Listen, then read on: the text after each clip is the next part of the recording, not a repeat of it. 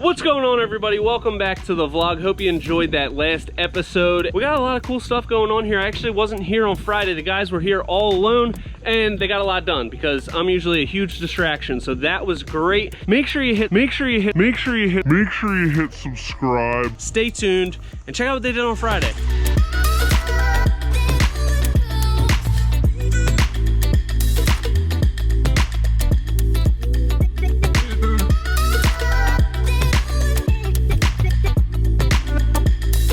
Check out what we got here. Stone veneer wall. This black charcoal color looks freaking awesome. We also got a ton of this Techo block, Rocka edge block in.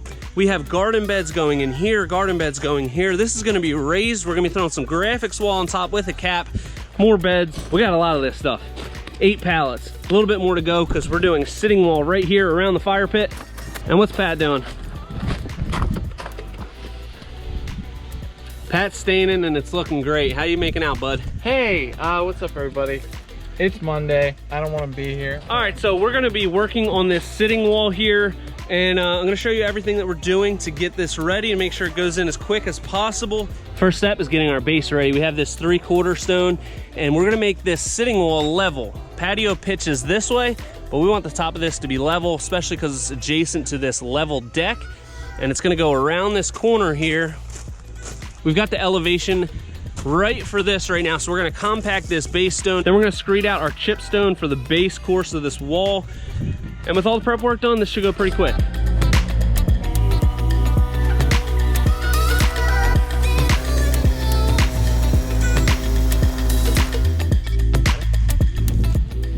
Once we have this base nice and compacted, we get our screed rails out and we set these with the zip level, and we're gonna set these all to the same height. Then we're gonna screed out our setting bed, and then we just lay our base course right on top of this.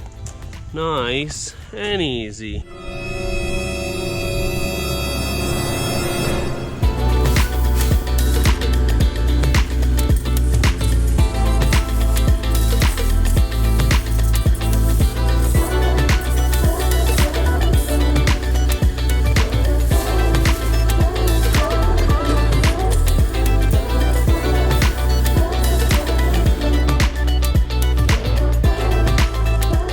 So you can see how we screeded that out with those rails set with the zip level, so we know we're nice and level. Now we'll just fill in these voids left by the pipes, and we have a perfectly flat base for our wall. Make it a lot easier. Hey, quit the yapping there, kids. Back to work.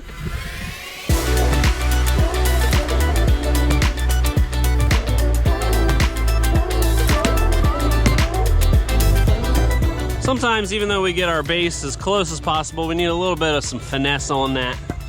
A little bit of elbow grease, but we are making this about 27 inches deep, and then we're gonna have a Piedmonte cap that hangs over about 1.5 inches on both sides, so it's getting there. We gotta go around here, then we can start on the Graphix.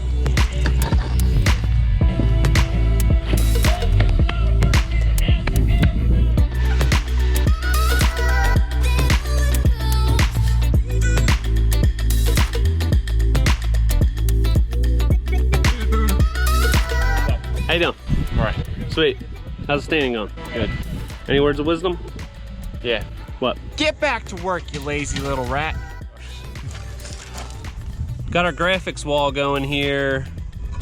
What we like to do with this, because this is like an alternating depth face, really cool looking product. We like to dry lay each row and then pick up each one. Put some glue in there to lock it in for justice. And then put it down, make sure it is dust free on there so you get a good secure bond.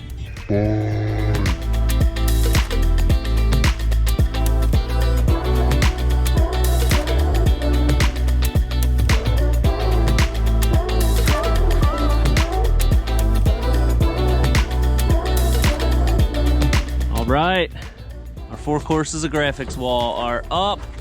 I just love this product. Look how cool that is. So unique. So sweet. And now we're ready for our cap. We've got this 14x30 Piedmonte Onyx black, and that's gonna go up here, and we figured it out with no cuts. I'm wearing a pretty ridiculous jacket right now. It was a little bit chilly. Pat was nice enough to let me wear his pea coat. Thanks, Pat.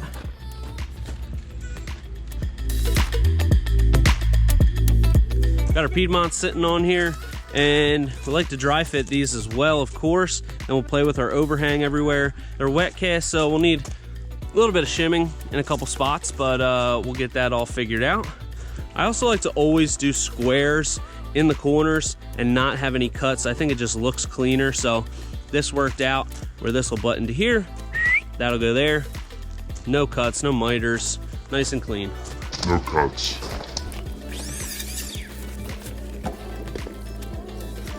Last step on our little sitting wall here is this Rocka backstop. That's gonna stop cushions from falling off, give us a nice little detail. That just looks freaking amazing. I'm super pumped.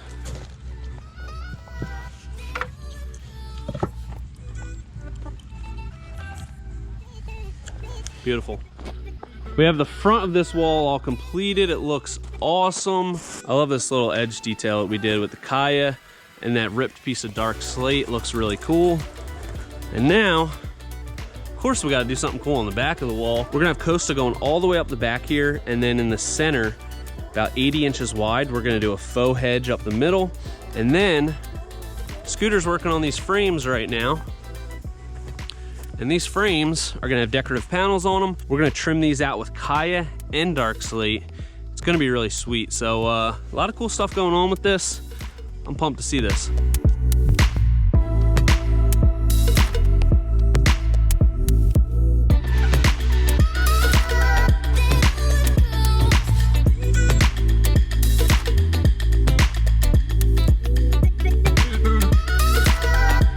Let's check in with Ant. Check in with Ant. Carpentry time. With Ant. With Ant. So, Scooter made these wood frames. Then we have this decorative panel on top, and then Ant pre-assembled these frames with pocket screws. So we don't have any fasteners on the front. We don't even need any plugs. So back to this. But where's the, what? Oh my God, okay. So this is all screwed together from the back so we don't see any fasteners. And I didn't think about, oh, you're gonna see that. No, what we're gonna do there is we're gonna rip down a piece of dark slate, put it on edge. So it's just a nice little edge detail there. So that'll be covered, don't worry about that. And it's gonna get 3 of these built. And let's see where they're gonna go. It's gonna go there. And here is our faux hedge wall. My dad came to the rescue and dropped these off for us because they came today. And we wanted to get this wall done. So these go together real easily.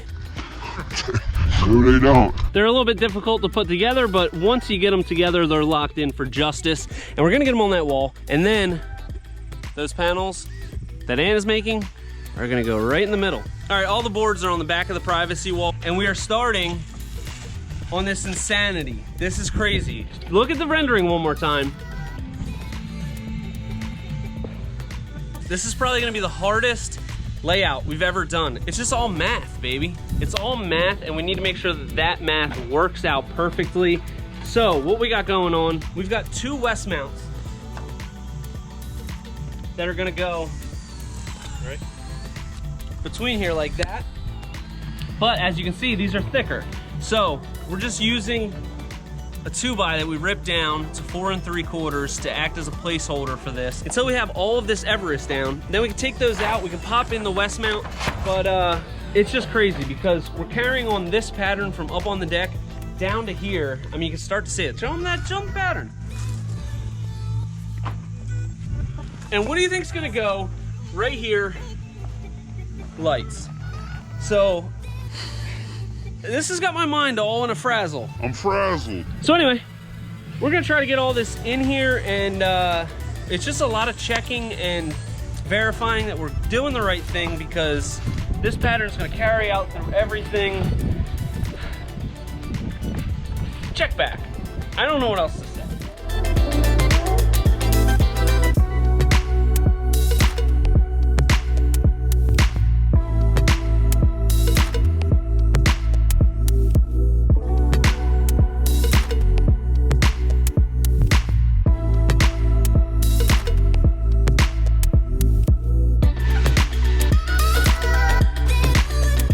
All right, we got our faux hedge up on the wall. We got our 3 decorative panels. Still a little bit more work to do on this.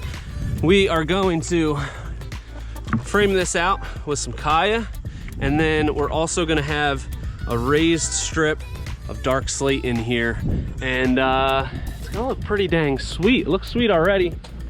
And check this out, we got all this cut out. Our layout is right on the money. You can see we've left these out. We use the spacers, have 2 west mounts in here now, and it fits really nicely. Pretty crazy because we got to rescreed all of this for our thicker pavers, but it is looking freaking amazing. Sitting wall's all wrapped up.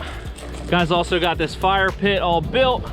This wall is done, looking absolutely phenomenal. Well, that's it for this vlog. You're gonna have to wait till the next one to see us finish this up. And yeah, we got lights going in the pavers too. It's gonna be freaking crazy. So Make sure you hit subscribe. here's your game. Make sure you hit subscribe. Stay tuned. Until next time, this is Premier Outdoor Living.